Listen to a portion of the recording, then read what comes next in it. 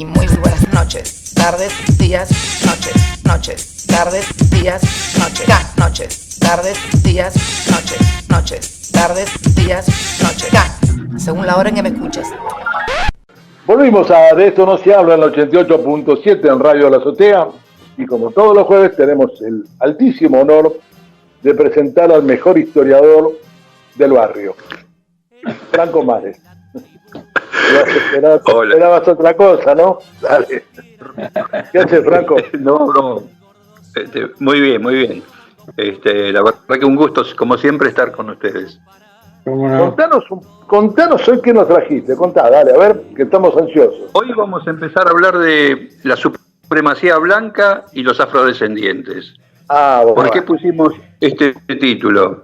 Contá. Porque esa contradicción de blanco y afrodescendiente, o negro como habitualmente lo conocemos, marca la historia de la nación. Mirá. ¿Por qué decimos esto? Porque los negros esclavos tuvieron un protagonismo importantísimo en el proceso de liberación de la Argentina, en el proceso de construcción de su nacionalidad. Desde las primeras gestas patrióticas, desde las invasiones inglesas, los distintos ejércitos del interior, desde la fortaleza que habían adquirido en el periodo rosista y continuando en la historia hasta la guerra del Paraguay, para situar hitos históricos fundamentales, vemos que la presencia de los negros esclavos fue fundamental e invisibilizada a lo largo de la historia nacional. Por eso que yo quisiera ahora comenzar con un breve raconto de la conquista española, que en un proceso de apropiación de sus recursos naturales necesitó de mano de obra y no utilizó solamente la mano de obra local, la mano de obra de lo que nosotros denominamos ahora los pueblos originarios, sino también de los esclavos. Los esclavos era una actividad corriente, el trabajo de los esclavos era una actividad corriente, era un comercio turbio, porque es el intercambio de seres humanos por dinero, ¿no? Claro. Y cuando nos ubicamos a fines del siglo XV, con el descubrimiento, y bueno, el siglo XVI y de ahí en adelante, vamos a ver que en la mayoría de las ciudades, o de las protociudades que luego van a ser importantes, como por ejemplo Buenos Aires, Lima, hay habitantes que son negros.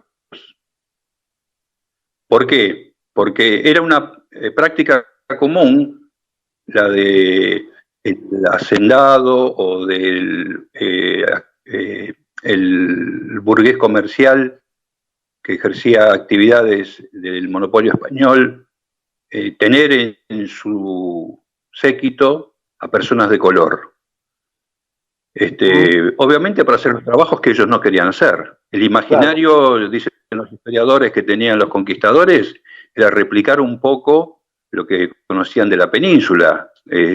Hombres que tenían dueños de señoríos, el resto eran siervos de la gleba, que es prácticamente la esclavitud también, o sea, los siervos atados a la tierra, y ellos copiaron ese modelo. Entonces, cuando vinieron acá, hicieron exactamente lo mismo con los indios y con los negros. Puntualmente, lugares más importantes fueron Lima, en la primera etapa, cuando estaba el Virreinato del Perú, y cuando se crea el Virreinato del Río de la Plata, Buenos Aires. En Buenos Aires, les refresco a los que están escuchando que en 1713 se crea el asiento de Buenos Aires, que es la actual Plaza San Martín, en Capital, cerca de Retiro. Ahí se había hecho un gran galpón, donde era el depósito de negros que venían, obviamente los traían del centro y sur de África. Realmente hay todo un estudio que denomina que son de la etnia bantú, y de Buenos Aires se los enviaba al interior, especialmente a la zona de Potosí, donde hacían el trabajo minero, y los historiadores coinciden en que el periodo de vida era 30, 35 años, porque el trabajo de la mina es un trabajo bastante riesgoso e insalubre, obviamente. Luego en la historia aparece en la época de la colonia las invasiones inglesas. Cuando se producen las invasiones inglesas, la resistencia, la segunda resistencia, la más fuerte, la que produce la recuperación de Buenos Aires, la gran batalla se da en la zona de Retiro, donde están hoy las actuales terminales de micro, toda esa zona. Ajá. Era uno de los frentes de combate. Ahí sobrevivieron 8 esclavos negros a quienes se les había prometido la libertad. Y hay un decreto de Liniers donde se le da la libertad. Es el primer hecho que tenemos. Esto lo cuenta Diego Abad de Santillán en su Historia Argentina. Y posteriormente, en la Guerra de Independencia, ya pasando 1810, recuerden que es un tema muy candente, porque la Asamblea del año 13 ya decreta la libertad de vientres, claro, pero no la abolición de la esclavitud. Y también era una necesidad política, porque había que conformar los ejércitos.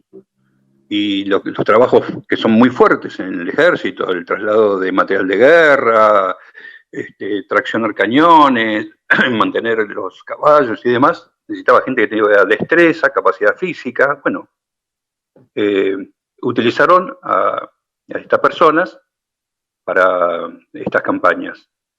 El contingente que fue al cruce de los Andes, hay una unidad que tiene alrededor de 800 negros, que muchos fallecieron en el transcurso de la campaña de San Martín, ¿no? Pasan los Andes y llegan hasta Perú en distintos combates que realizaron y fueron, a medida que iba desarrollándose la campaña, fueron perdiendo la vida muchos de ellos. Pero no quiere decir que desaparecieron, siempre hubo. Pero lo que tenemos que destacar también es que hay una bibliografía de la historia oficial que marca una especie de invisibilidad, más que especie, no, una concreta invisibilidad, el negro. Por ejemplo, el sargento Cabral era negro, no era blanco. En las litografías escolares nosotros lo veíamos como un soldado, un granadero que estaba ayudando a San Martín a recuperarse de la caída, claro, de la caída del caballo.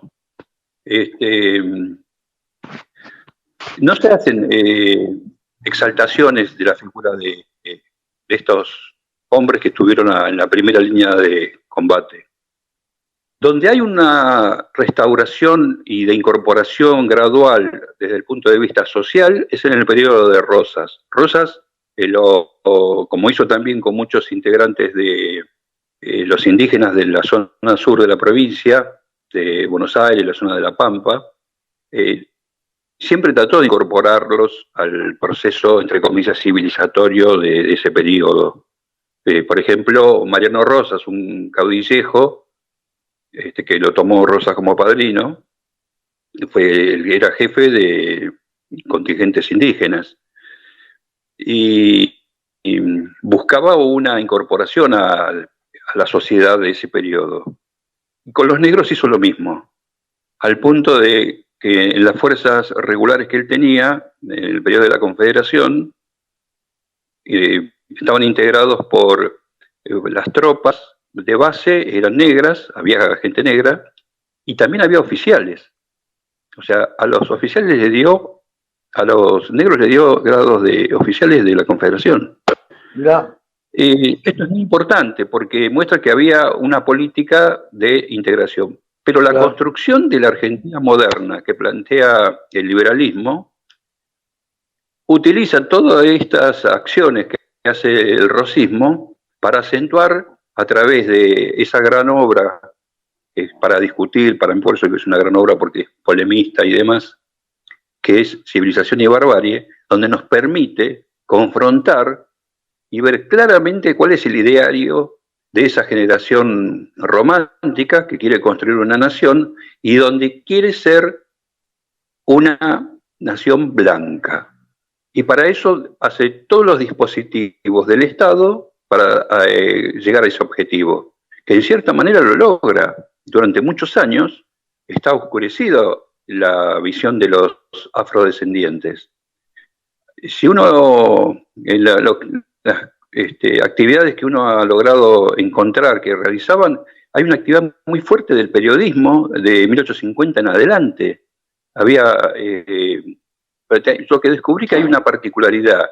Se imprimían periódicos semanales o mensuales, pero duraban un año. Se ve que era como que había una generación de recursos determinada y se agotaban y después aparecía otro diario. Por ejemplo, uno que se llamaba La Broma, que es uno de los que más duró, 67, perdón.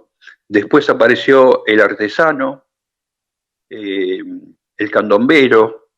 Hubo mucha actividad del periodismo de personas que eran descendientes, o sea, que eran africanas, que lograron o intentaron incorporarse a la sociedad nacional. Pero pensemos que después del triunfo de Caseros, con este bagaje ideológico que estamos hablando del romanticismo de Sarmiento, Mitre, Echeverría, Mármol, todas esas figuras buscan denostar a la figura del negro asociándolo a la barbarie. Claro. Y si uno lee hay un libro famoso de Juana Manso que se llama Los Misterios del Plata, donde es tenebroso lo que dice, la exaltación que hace, o la degradación que hace de las mujeres negras y de los negros, desde el aspecto físico, con actitudes totalmente lambrosianas, ¿no? De Lombroso. Claro. Ahí Julio te quiere hacer una pregunta, Franco. Sí. Franco, sí. Dos cosas. Un exterminio también terrible fue la guerra del Paraguay, ¿no es cierto?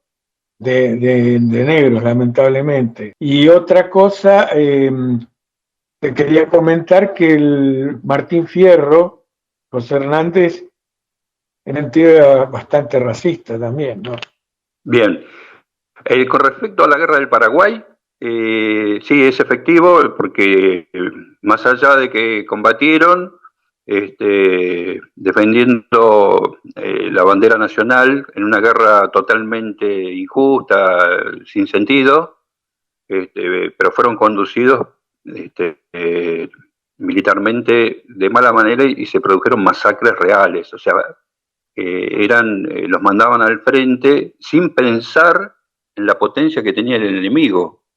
Hay una batalla famosa que era de Curupaití, que mueren más de 5.000 argentinos, donde los oficiales fueron vestidos de uniforme, pensando que iban a ganar, empezando a tirar la artillería y con una irrupción así a caballo o a pie. Pero resultó que del otro lado tenían un desarrollo militar muy importante y fue una masacre. Pero masacre, murieron más de 5.000 argentinos. Y entre ellos, estimativamente, hay alrededor de 2.000 negros que quedaron en el campo de batalla. De esa batalla solamente. Por eso que es correcto lo que vos decís, que uno de los últimos actividades o presencias físicas que tuvieron los negros fue en las batallas de la guerra de Paraguay. Y que no termina ahí, porque después cuando regresan y se instalan en los lugares que vivían, que era la zona de Montserrat, San Telmo, son víctimas de la fiebre amarilla, muchos sobrevivientes. Y bueno, hay una desaparición física de los negros. Pero los pocos que quedan, se produce como un acompañamiento o una incorporación a la sociedad burguesa de esa época, y hay como una fractura en el movimiento negro, digamos, como en términos actuales. Muchos que tienen mejor situación económica se van aproximando a los sectores más oligárquicos. Por ejemplo, Braulio Priete, que era un empresario importante, era amigo de Rocha, de Mitre y demás, y estas relaciones producen también un simbionte hacia abajo, donde los otros no son reconocidos y, por ejemplo, cuando querían integrarse socialmente e iban al teatro ópera, al teatro variedades de la época, no los dejaban entrar. Por eso es que al día de hoy hay un número importante. Yo quiero, o sea, a mí me encantan las estadísticas. El último censo, el 2010, habla de alrededor de 500.000 afrodescendientes. O sea que hay un montón de personas en todo el país, ¿no? Gracias, Franco. Sí, pero la seguimos en la semana que viene, ¿te parece? Porque es un tema más que interesante porque está tan invisibilizado el tema de la raza que a muchos nos preocupa. ¿Qué pasó con eso? Te doy un dato más. ¿Vos viste que se habla del ballet mudo? Que era un aparato como una percha que los grandes señores tenían en los dormitorios, se sacaban el saco y lo colgaban ahí. Sí. ¿Sí? Ballet mudo se llama eso. ¿Sabes dónde viene la cosa? Viene de Brasil, donde los señores facenderos dormían y tenían 1 o 2 esclavos negros con una jarra con agua. Oh. Y se quedaban toda la noche parados ahí por si el señor necesitaba tomar agua. Y ahí viene la historia del ballet mudo. Nos vemos el jueves que viene. Dale, un abrazo. Un abrazo. Nos vemos el jueves. Chao. Debe ser los gorilas, debe ser que andarán por allí. Debe ser los gorilas, debe ser que andarán por aquí.